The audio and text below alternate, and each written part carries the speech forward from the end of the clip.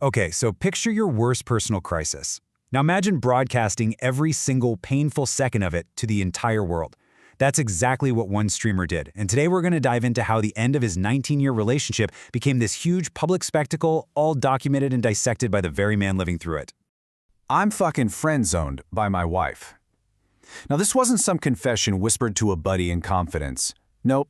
This was a raw, unfiltered, emotional gut punch from a streamer named Jesse who goes by Mr. Deadman, broadcast live to thousands of his followers just moments after his wife walked out of the room. And that one sentence, that was the flashpoint. That was the exact moment a deeply private breakdown became a very public spectacle. It was the explosive climax to an incredibly tense and just super awkward live broadcast that had just gone down. And man, he held nothing back. He told his audience everything. He was furious, he was hurt, he was confused, and he just expressed this deep, visceral sense of betrayal. You know, for a streamer, your audience can be like your support system. And in that moment, he turned right to them to process these gut-wrenching feelings as they watched the whole thing happen in real time. So the big question is, right, how does a marriage even get to this point? To really understand that outburst, we've got to rewind the tape just 30 minutes, back to the beginning of a broadcast that was supposed to be a fun little date night. So the whole evening was planned as this fun date night stream. The idea was simple enough. Jesse and his wife were going to play a game called Truth or Drink for everyone watching. It was supposed to be lighthearted, interactive. But the atmosphere was anything but fun. Viewers picked up on it almost immediately. The tension was so thick you could cut it with a knife. It was just awkward, so strained, and honestly, the long, uncomfortable silences between them said way more than words ever could about where their relationship was at. The game itself kind of turned into this painful, live diagnosis of their disconnect. I mean, just look at these questions. What is the best thing we do together? Drink. What's the angriest you've ever seen me? Drink. When they were faced with the most basic questions about their connection, about their intimacy, they just had no answers. All they could do was drink. And here's where it gets really interesting. The role the audience played in all this. It wasn't actually Jesse who noticed a really crucial detail. It was his viewers, typing away in the chat, who pointed out that his wife wasn't wearing her wedding ring, a huge visual symbol of their distance that he hadn't even seen himself.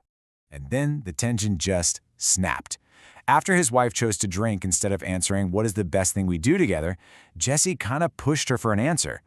Her response was so blunt, delivered right there on camera for everyone to hear, and it just confirmed what everyone was already thinking. This is why we're getting separated. But look, this one night wasn't just some isolated incident. It was really just the public explosion of these deep, deep problems that, as Jesse would explain later, had been building up for years. He laid out the entire history for his viewers. We're talking 19 years together, married for 12 of them.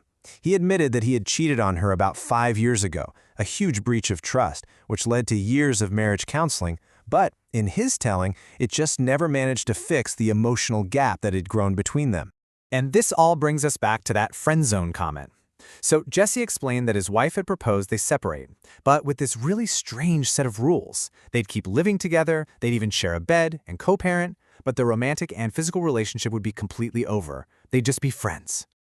He went on to explain that counseling had revealed this really fundamental mismatch in what they each needed to feel loved. Their love languages. He needed physical touch and words of affirmation. He said she needed acts of service and, probably most important, just to feel heard. It was this core disconnect that they could apparently never, ever resolve. So all of this builds to what is probably the most uniquely modern part of this whole story. The decision to process this incredibly profound personal tragedy, not in private, but out in the open as public, interactive content. Instead of logging off to grieve, Jesse kind of created this whole new type of public mourning ritual. Right after that disastrous stream ended, he went live again, this time by himself. He vented, he cried, and then, and this is truly surreal, he rewatched the entire video of the date night stream with his audience, analyzing the train wreck frame by painful frame. It became this live, interactive post-mortem of his marriage. He'd literally pause the video, point out his wife's body language or a facial expression, and ask his chat what they thought it meant. He was basically crowdsourcing therapy, turning his audience into a jury, a confessional, and a support group all at the same time. And this whole thing leaves us with a massive question for our super-connected age. As that line between our public and private lives gets blurrier and blurrier, where do we draw the line between sharing and oversharing? What happens to us and to the creators we follow when our deepest, most personal pains become just another piece of content to be consumed?